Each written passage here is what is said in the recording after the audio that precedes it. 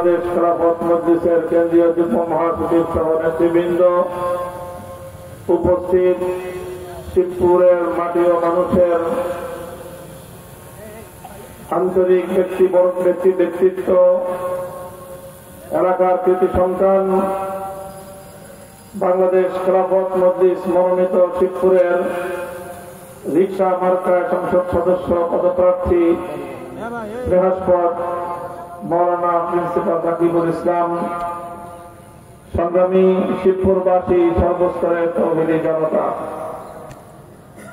আমি আজ আপনাদেরকে এই অসময়ে সকালবেলার এই সমাবেশে আপনাদের বিপুল পরিমাণ দেশপ্রেমিক তৌহিদি জনতা যারা এখানে সমবেত হয়েছেন, আজকের এই গণসমাবেশকে সাফল্যমণ্ডিত করেছেন, বাংলাদেশ খেলাফত মজলিসের পক্ষ থেকে আপনাদের সকলকে আন্তরিক কৃতজ্ঞতা জ্ঞাপন করছি।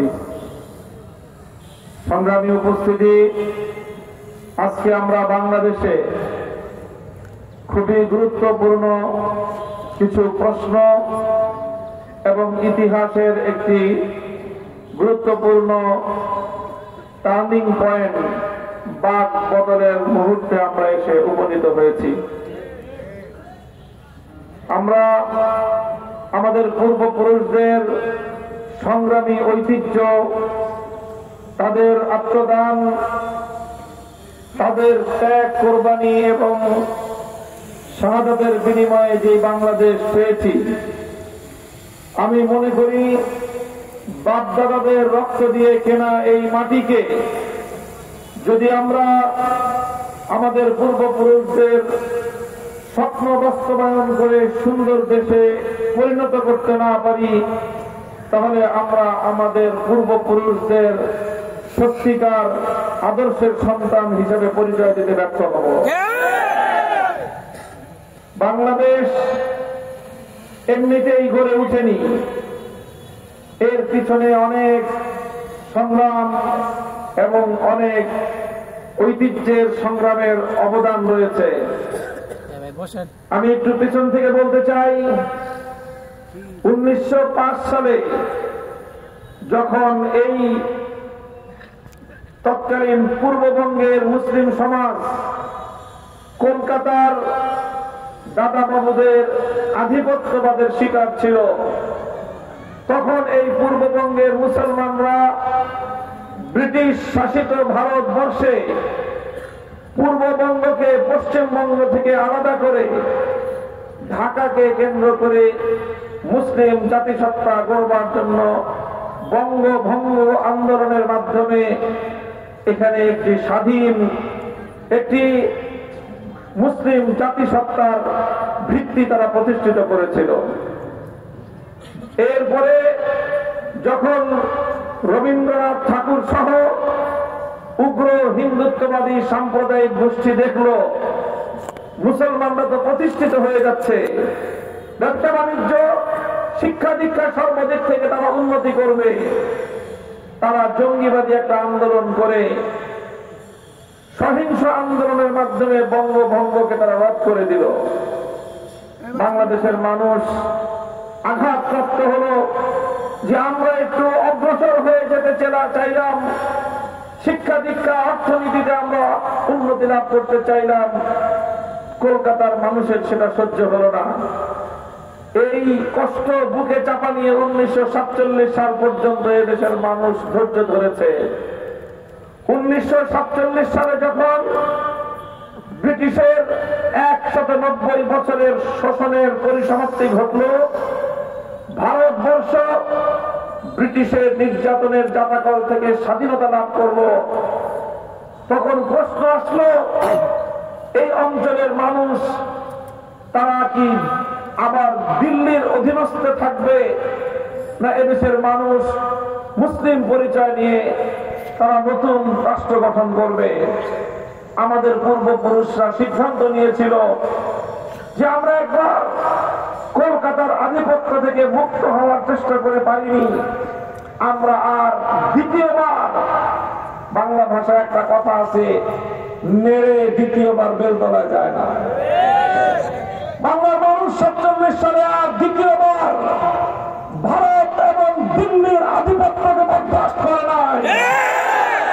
তাই 47 সালে দেশ বিভক্ত হয়েছে।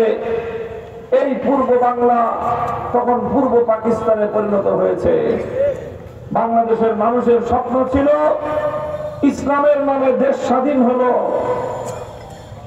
ইসলামী শাসনতন্ত্র কায়েম হবে। এই অঙ্গীকার করে মোহাম্মদ আলী জিন্নাহ নেতৃত্বে তারা মুসলমানদের জন্য আলাদা স্বাধীন রাষ্ট্র কায়েম করেছিল। দুর্ভাগ্য দেশের মানুষের 24 বছর পর্যন্ত পশ্চিম পাকিস্তানের খান পাঠানরা শুধু আমাদেরকে শোষণ করেছে, আমাদের কাঙ্ক্ষিত সেই ইসলামী শাসন ব্যবস্থার রাষ্ট্র তারা উপহার দিতে পারে না। ইসলাম যদি কায়েম হতো 47 সালের পরে, এদেশের মানুষ ইনসাফ পেত, এদেশের মানুষ তাদের ন্যায্য অধিকার পেত, এদেশের মানুষ জুলুম নির্যাতনের শিকার হতো না। যার ফলশ্রুতিতে 1971 সালের মহান মুক্তিযুদ্ধের মধ্য দিয়ে পশ্চিম পাকিস্তানি খান পাঠানদের জুলুম, অন্যায়, অবিচার, 24 বছরের বঞ্চনা এবং শোষণের জবাব দিয়েছে বীর বাঙালি জনতা। তাদেরকে ঝাঁটাপেটা করে বিদায় করা হয়েছে। বাংলার মানুষ স্বপ্ন দেখেছিল 47-এ পারি, 1905 সালে পারি নাই, 47-এ পারি নাই, 71-এর মুক্তিযুদ্ধের পরে আমরা আমাদের স্বপ্নের বাংলাদেশ গড়ে তুলতে পারবো। কিন্তু দুর্ভাগ্য ওই জাতির পিছু ছাড়লো না। 71-এর মুক্তিযুদ্ধে যিনি নেতৃত্ব দিলেন শেখ মুজিবুর রহমান সাহেব, মুক্তিযুদ্ধ চলাকালীন পশ্চিম পাকিস্তানে তিনি বন্দী ছিলেন। তারপরে তিনি মুক্তি পেলেন। মুক্তি পেয়ে পাকিস্তান থেকে গেলেন তিনি লন্ডনে। বাংলার মানুষ এক বুক আশা নিয়ে অপেক্ষার প্রহর গুনছিল যে তাদের নেতা লন্ডন থেকে সোজা শব্দ স্বাধীন এই শিশু বাংলার মাটিতে, শিশু রাষ্ট্র বাংলার মাটিতে তিনি পদার্পণ করবেন। কিন্তু বাংলার মানুষকে আবার হতাশ হতে হলো। তাদের নেতা এই দেশকে প্রাধান্য দিলেন না, এদেশের নতুন স্বাধীনতাকে নয়। তার বিমান, তার প্লেন বাংলার মাটিতে আসে নাই। প্রথম ল্যান্ড করেছে ভারতের নয়াদিল্লিতে। তিনি স্বাধীনতার পরে দেশের মানুষের কাছে আসেন নাই, তিনি গিয়েছেন ভারতের প্রধানমন্ত্রী ইন্দিরা গান্ধীকে পুরস্কৃত করার জন্য। গেলেন, ভালো কথা। তারপরে ইন্দিরা গান্ধী আমাদের স্বাধীনতার নেতার পকেটে একটা প্রেসক্রিপশন ঢুকিয়ে দিলেন যে এইভাবে বাংলাদেশ চালাবা। তিনি আসলেন, 72 সালে একটা সংবিধান করলেন। সেই সংবিধানে ভারতীয় সংবিধান থেকে কপি করে এনে বাংলার স্বাধীনতা, বাংলাদেশের সংবিধানের মূলনীতিতে ভারতের মূলনীতিগুলোকে পেস্ট করে দিলেন, কপি পেস্ট। এইভাবে বাংলাদেশের দীর্ঘ সংগ্রামের ফসল ভারতের গোলায় চলে গেল। বাংলার মানুষ রক্ত দিয়ে স্বাধীনতা অর্জন করল, সেই বাংলার স্বাধীনতাকে ভারত মাতার চরণ করে বলি দেওয়া হলো। এরপরে 72 থেকে 2024 এদেশের মানুষের আবার নতুন বঞ্চনার ইতিহাস। 72 থেকে 24 এদেশের মানুষের আত্মদান, ত্যাগ, কোরবানি, শাহাদাতের নজরানাকে দিল্লির কাছে বিক্রি করার ইতিহাস। এদেশের মানুষের স্বাধীনতার ইচ্ছা এবং অভিপ্রায়কে দিল্লির দাসত্বের শৃঙ্খলে বন্দী করে রাখবার ইতিহাস। এরপরে 24 সাল এলো, বাংলার দামাল ছেলেরা জেগে উঠল। প্রতিটি জনপদ থেকে তরুণ, যুব, ছাত্র জনতা তারা অধিকার আদায়ের জন্য রাজপথে নামল। আন্দোলন সংগ্রামের তারা ডাক দিল। তারা বলল, কোটা নয়, মেধার ভিত্তিতে আমরা বাংলাদেশ গড়ে তুলতে চাই। আমরা দিল্লির গোলামি নয়, আমরা ঢাকার উত্থান দেখতে চাই। এই ছাত্র জনতাকে সেই ফ্যাসিবাদের নেত্রী রাজাকারের নাতি পুতি আর রাজাকারের বাচ্চা বলে গালি দিল। আমার 4 কোটি ছাত্র জনতা বলল, অধিকার চাইতে গেলে যদি রাজাকার হতে হয়, দেশের উন্নতি চাইলেই যদি রাজাকার শুনতে হয়, মেধা ভিত্তিক উন্নত বাংলাদেশ গড়ে তুলবার দাবি উত্থাপন করলে যদি আমাদেরকে রাজাকার বলা হয়, বাংলার 4 কোটি আমি ছাত্র জনতা, স্কুল কলেজ আলিয়া মাদ্রাসা ইউনিভার্সিটি কওমি মাদ্রাসা সকল ভেদাভেদ ভুলে গিয়ে সকল ছাত্র জনতা গোটা বাংলাদেশে আওয়াজ তুলল, আমি কে তুমি কে। যদি বাংলাদেশকে ভালোবাসলে রাজাকার বলবা, আমরা সবাই রাজাকার। ছাত্র জনতার এই স্লোগান যেদিন উঠেছিল, সেদিনই ফ্যাসিবাদী জুলুমতন্ত্রের ইতিহাসের ভিন্ন রাজনৈতিক নেত্রী যুগের লেডি ফেরাউনের কফিনের মধ্যে সর্বশেষ ব্রেক ঢুকে গিয়েছিল।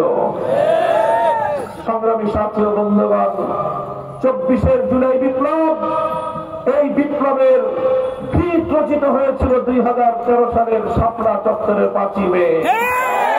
নবী প্রেমিক তাওহীদি জনতা বুকের রক্ত দিয়ে সর্বপ্রথম ফ্যাসিবাদকে চ্যালেঞ্জ ছুড়ে দিয়েছিল দেশের আরেক সমাজ।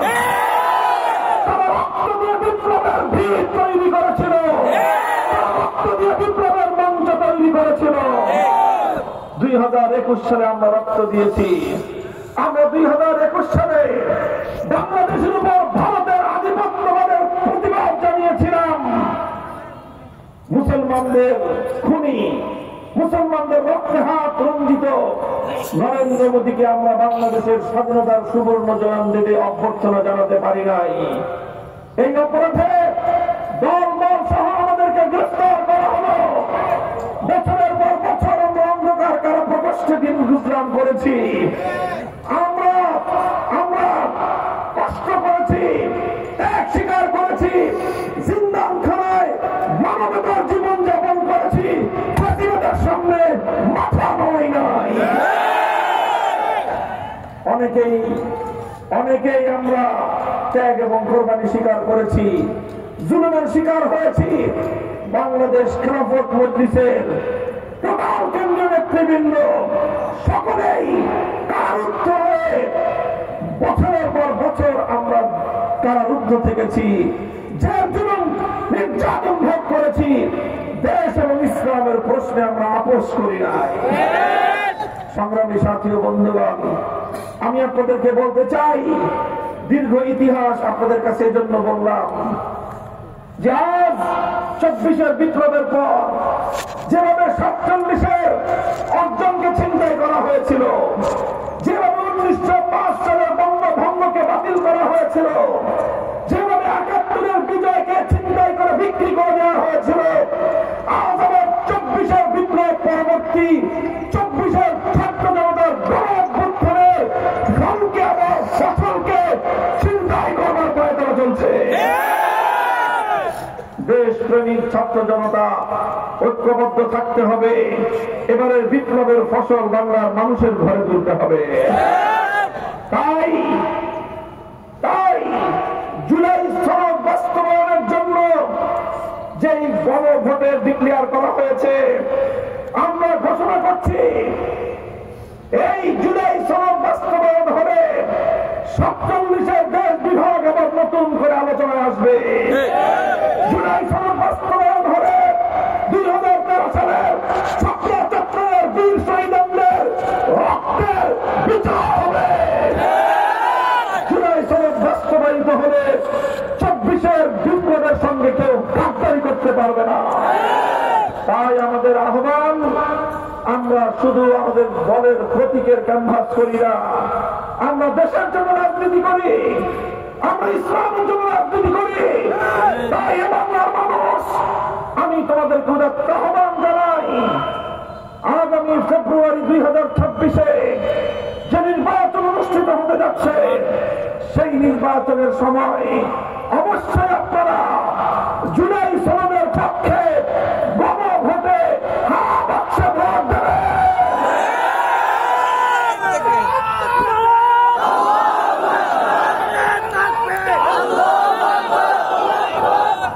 গণভোটে বাক্স যদি জয়যুক্ত হয়, বাংলাদেশের জুলাই বিপ্লবের ভিত্তিতে আগামীর বাংলাদেশ পরিচালিত হবে। কেউ কেউ চায় একদল 15 বছর ফ্যাসিবাদ কায়েম করেছে, আগামী 15 বছর ওনারা ফ্যাসিবাদ কায়েম করতে চান। আমি তাদেরকে বলতে চাই, ক্ষমতা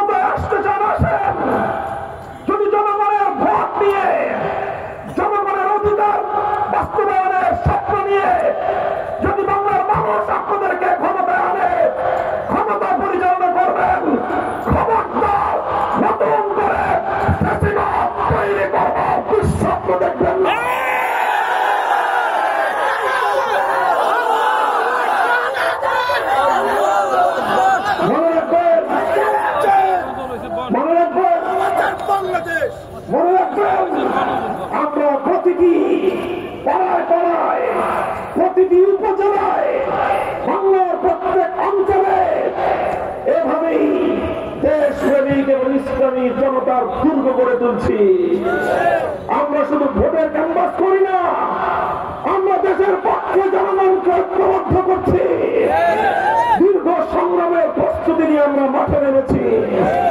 আমাদের বিরুদ্ধে ষড়যন্ত্র করে অপপ্রচার চালিয়ে লাভ হবে না ইনশাআল্লাহ। আমরা বিশ্বাস করি জাতিকে ভালোবেসে, দেশকে ভালোবেসে, ইসলামকে ভালোবেসে সত্য ন্যায়ের পথে যে সংগ্রাম আমরা সূচনা করেছি, আল্লাহর জমিনে খেলাফত প্রতিষ্ঠার মধ্য দিয়ে আমাদের সংগ্রাম চূড়ান্ত সফলতা অর্জন করবে ইনশাআল্লাহ। শিবপুরের জনগণকে আমি বলতে চাই, আমার স্নেহাস্পদ আমার সন্তান মাওলানা প্রিন্সিপাল রাকিবুল ইসলাম বছরের পর বছর আমি যাদেরকে একান্ত স্নেহ দিয়ে, শাসন দিয়ে এবং নিজের তত্ত্বাবধানে শিক্ষা দীক্ষা প্রশিক্ষণ দিয়ে জাতির খেদমতের জন্য প্রস্তুত করার চেষ্টা করেছি, আমার অন্যতম হিরণ্ময় হাতিয়ারের নাম রাকিবুল ইসলাম। একটি প্রান্তিক শহর থেকে, একটি জেলা শহর থেকে আমরা তাকে ঢাকায় নিয়ে গিয়েছি। ঢাকায় নিয়ে তাকে আমাদের ছাত্র সংগঠনের কেন্দ্রীয় সভাপতির দায়িত্ব দিয়েছি। তাকে সাধারণ ছাত্র মনে করবেন না আপনি রাকিবুল ইসলামকে। রাকিবুল ইসলাম বাংলাদেশ খেলাফত ছাত্র মজলিসের সাবেক কেন্দ্রীয় সভাপতি, বাংলাদেশের 64 জেলায় তার নেতৃত্ব প্রতিষ্ঠিত। রাকিবুল ইসলাম মাদ্রাসায় পড়াশোনা করে দাওরায়ে হাদিস সম্পন্ন করেছে কৃতিত্বের সাথে। তারপরে তাকে আমি বলেছি, আমার এই দেশ পরিচালনা করতে হলে তোমাকে ধর্মীয় শিক্ষার পাশাপাশি সাধারণ শিক্ষারও প্রয়োজন। এজন্য সে রাষ্ট্রবিজ্ঞানে অনার্স পাস করে রাষ্ট্রবিজ্ঞানী হিসেবে রাষ্ট্রের এবং রাজনীতির গুরুত্বপূর্ণ অধ্যয়ন এবং পাঠ সে সাধারণ শিক্ষা ব্যবস্থা থেকে সম্পন্ন করেছে। এরপর সে একজন আলেম হয়ে বড় হয়ে ঢাকার বুকে একটি সফল স্কুল প্রতিষ্ঠা করেছে। ফজলুর রহমান আইডিয়াল স্কুল নামে চমৎকার একটি স্কুল প্রতিষ্ঠার মাধ্যমে শিশু কিশোরদেরকে সাধারণ শিক্ষায় শিক্ষিত করার জন্য, একটি শিক্ষা ব্যবস্থা গড়ে তুলবার জন্য বছরের পর বছর নিরলসভাবে সে প্রচেষ্টা চালিয়েছে। এরপরে সে যুব সমাজে যুব মজলিসের কেন্দ্রীয় দায়িত্ব পালন করেছে। এরপরে এখন জাতীয় সংগঠন বাংলাদেশ খেলাফত মজলিসের ঢাকা মহানগরীর মতো গুরুত্বপূর্ণ শাখায় সাধারণ সম্পাদকের দায়িত্ব পালন করছে। আমি মনে করি এইরকম একজন যোগ্য, ত্যাগী, উদ্যমী, শিক্ষা দীক্ষা আদব কায়দায় সর্বদিক থেকে যোগ্য আমাদের প্রার্থীকে যদি আপনারা নির্বাচন করতে পারেন, শিবপুরের মানুষের ভাগ্য ইনশাআল্লাহ পরিবর্তন হয়ে যাবে। এদেশের মানুষের কাছে সে দায়বদ্ধ থাকবে। সে প্রতিটি মানুষের ব্যক্তিগত থেকে নিয়ে তাদের সকল সামাজিক এবং আঞ্চলিক সকল সমস্যার সমাধানে রাকিবুল ইসলামকে আপনারা যেভাবে রাত দিন 24 ঘন্টায় আপনাদের পাশে পাবেন, আমি নেত্রহীন ভাষায় বলতে পারি এমন জনদরদী মানুষের সেবক আপনারা খুব কম পাবেন। নেতা পেতে পারেন, সেবক পাবেন না। রাকিবুল ইসলাম আপনাদের নেতা হবে না, সেবক হবে। আপনাদের এলাকার সমস্যার সমাধান ইতিমধ্যে সে যেভাবে চিহ্নিত করেছে, কোথায় কোথায় শিবপুরের মানুষের বঞ্চনা রয়েছে, কোথায় কোথায় শিবপুরের মানুষের অধিকার হরণ করা হয়েছে, কোথায় কোথায় কাজ করলে শিবপুরের মাটি এবং মানুষের ভাগ্যের উন্নয়ন হবে, প্রতিটি পয়েন্ট সে চিহ্নিত করে ইতিমধ্যে সে উদ্যোগ গ্রহণ করেছে। সরকারি ভাবে পারে নাই, কারণ সরকারে তার কাজ করবার এখনো কোনো সুযোগ হয় নাই। নিজের পকেট থেকে গরিব মানুষ, দরিদ্র মানুষ, নিজের সংগঠন, নিজের সহকর্মীদেরকে নিয়ে স্বেচ্ছায় শ্রম দিয়ে জনগণের সেবা ইতিমধ্যে সে মাঠে কাজ শুরু করেছে। এইরকম একজন নিজের স্বেচ্ছা শ্রমিক জনগণের খাদেম এইরকম একজন ব্যক্তি পাওয়ার পরেও যদি আপনারা তাকে নির্বাচিত করতে ব্যর্থ হন, আমি মনে করি এটা শিবপুরের মানুষের জন্য দুর্ভাগ্যের বিষয় হয়ে দাঁড়াবে।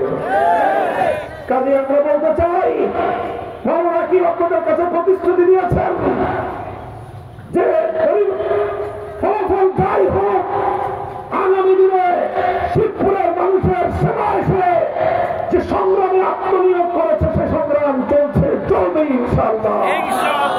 সংগ্রামী সাথী বন্ধুগণ, আমরা মেহনতি মানুষের প্রতীক নিয়ে আপনাদের কাছে এসেছি। বাংলাদেশের সবার ভাগ্য পরিবর্তন হয়, শিল্পপতিদের ভাগ্য পরিবর্তন হয়, গার্মেন্টস মালিকদের ভাগ্যের পরিবর্তন হয়, শ্রমিক মিল কারখানার মালিকদের ভাগ্য পরিবর্তন হয়, গরিব শুধু গরিবই থেকে যায়। তাই গরিবের মেহনতি মানুষের প্রতি, রিক্সার প্রতি আমি আমার স্নেহাস্পদ রাকিবুল ইসলামের হাতে তুলে দিয়ে আপনাদের কাছে আমি তাকে আমানত রেখে গেলাম। ইনশাআল্লাহ দেশ শ্রমিক এবং ইসলামী জনতার যে ঐক্য প্রতিষ্ঠিত হয়েছে, দেশ শ্রমিক ইসলামী জনতা, বাংলার স্বাধীনতা, এদেশের ইসলামের ঐতিহ্য, আগামী দুর্নীতিমুক্ত সমৃদ্ধ বাংলাদেশ গড়বার যে আন্দোলন, যে সংগ্রাম আমরা শুরু করেছি, ইনশাআল্লাহ হয় আমাদের পথে জীবন বিসর্জন যাবে, আর না হয় দেশ এবং জাতির বিজয় ছিনিয়ে আপনারা আমাদের সাথে থাকবেন তো? আপনারা আমাদের সহযোগিতা করবেন তো? ইনশাআল্লাহ দেখা হবে আরো আপনাদের সাথে। আপনারা মাওলানা রাকিবুল ইসলামের হাতকে শক্তিশালী করুন, আবার আসবো ইনশাআল্লাহ। আমরা গণসংযোগ করব এবং রিক্সা প্রতীককে বিজয়ী করে সংসদে শিবপুরের পক্ষ থেকে এক নবজাগরণ নিয়ে রাকিবুল ইসলাম আপনাদের প্রতিনিধিত্ব করবে ইনশাআল্লাহ। وآخر دعوانا الحمد لله رب العالمين. سبحان الله وبحمده سبحانك اللهم وبحمدك أشهد أن لا إله إلا أنت